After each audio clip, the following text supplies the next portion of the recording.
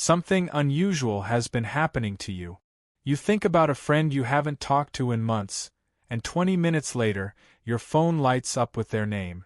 You step into a bookstore with no plan, pick up a random book, flip it open, and the first page gives you the exact answer to a question that's been bothering you for weeks. A song starts playing at the exact moment you need it. The lyrics land so precisely that you have to pull your car over just to sit with it. You tell yourself it's just coincidence. But then it keeps happening, and happening again, and somewhere deep inside, you begin to wonder if coincidence is even the right word anymore. Here's what almost no one tells you about these moments. They're not random. They're not a glitch in your perception. And they're definitely not a sign that you're losing your mind. According to Carl Jung, one of the most influential minds in psychology, these experiences may actually point to something else, that your awareness is expanding beyond what it used to be. Jung spent more than 60 years exploring the deepest layers of the human psyche. He worked with thousands of patients, filled countless journals, and tried to answer one central question. Why do some people begin to experience reality in a way that feels fundamentally different? Why do they start noticing patterns others miss, sensing things before they happen, holding contradictions without falling apart, or dreaming in ways that feel more real than everyday life? What he discovered wasn't a diagnosis. It was a map. A detailed and repeatable map of what happens when human consciousness grows beyond its usual limit. In this video, we're going to explore 5 key experiences from that map. These aren't vague spiritual ideas. They are real psychological processes with patterns, structure, and very specific effect. If you've been quietly wondering whether something unusual is happening inside you, this will help you understand it. And if you haven't, you're about to see a dimension of human experience most people never even realize exists. Let's begin at the very start. Reality begins to respond. Jung introduced a term that many people have heard, but very few truly understand: synchronicity. Most people think it simply means a meaningful coincidence, events that seem connected without a clear cause. But Jung meant something much deeper. He believed this wasn't just coincidence, but a shift in how reality itself is experienced. He proposed that beneath everything, thoughts, events, matter, there is a unified field connecting it all.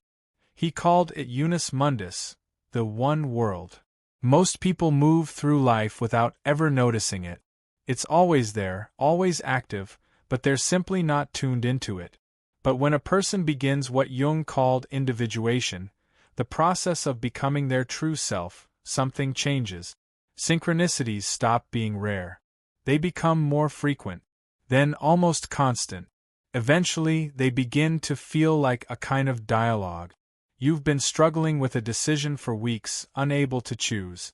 Then during a random walk, you overhear a stranger say a few words, and those words are exactly what you needed. You read a novel for fun, and a single line suddenly breaks a belief you've carried since childhood.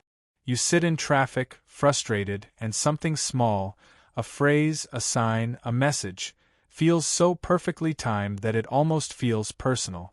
At first, you ignore it. Then you notice it. Eventually, you can't ignore it anymore. And at some point, you realize you're not projecting meaning onto the world.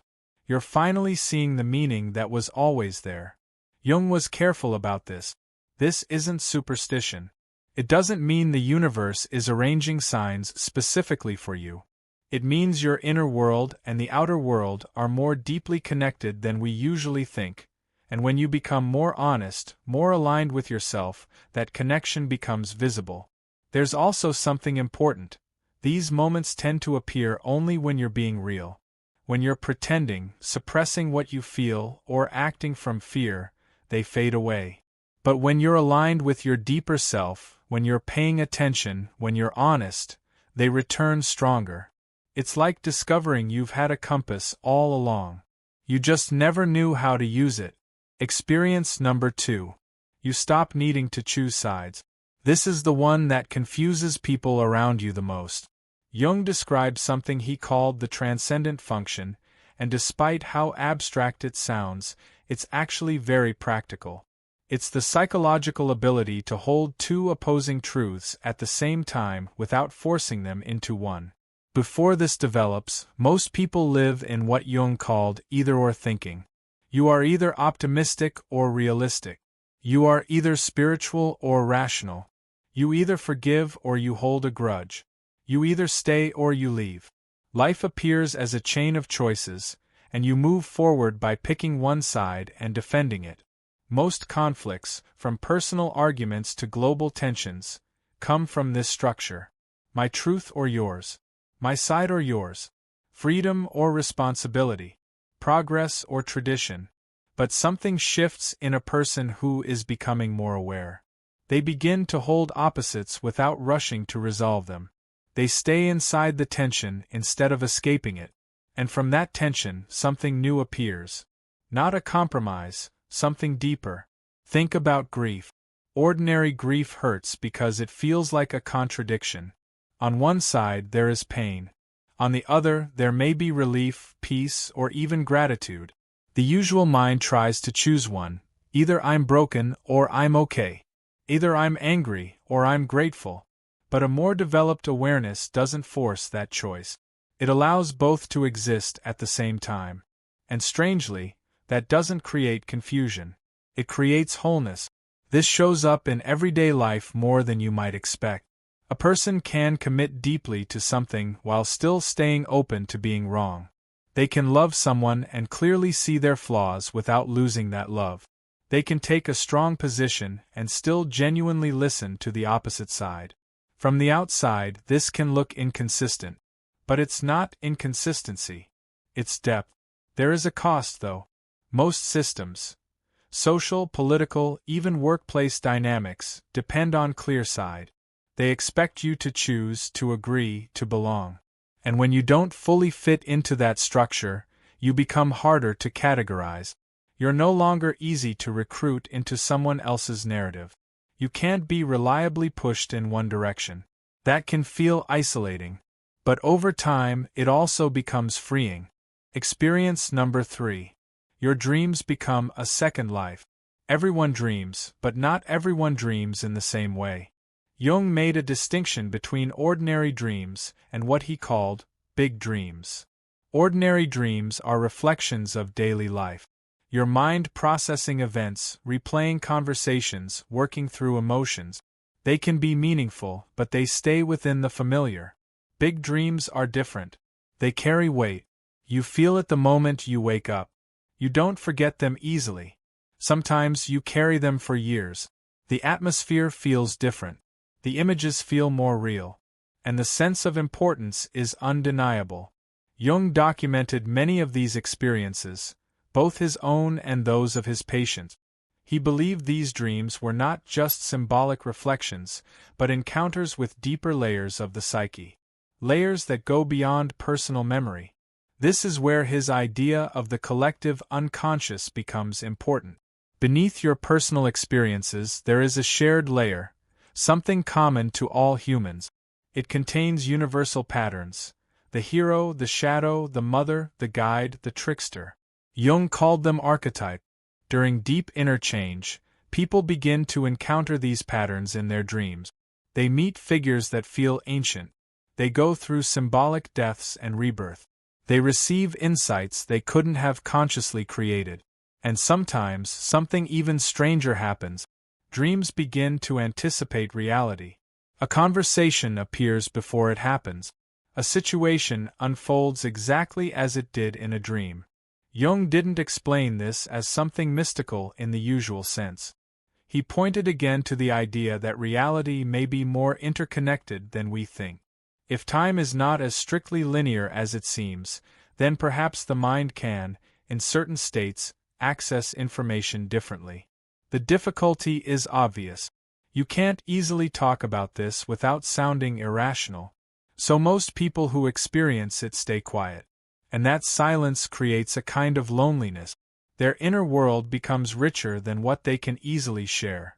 Sleep stops being just rest. It becomes a doorway. Experience number 4. You become two things at once. This is one of the hardest experiences to describe, yet it changes everything. Jung called it the ego's self-axis. The ego is your everyday identity, the part of you that has a name, a history, preferences, fears, and goals. It's the version of you that wakes up every morning and deals with the world. It is necessary. Without it, you couldn't function in daily life. But it is not the whole of you. The self, with a capital S, is something larger. It includes everything you are aware of and everything you are not. It extends beyond personal identity into something much wider. In most people, the ego acts as if it is the center of everything, the main character, the final authority. But in moments of deep inner change, something shifts. The ego begins to realize it is not the whole story. And this realization is always uncomfortable.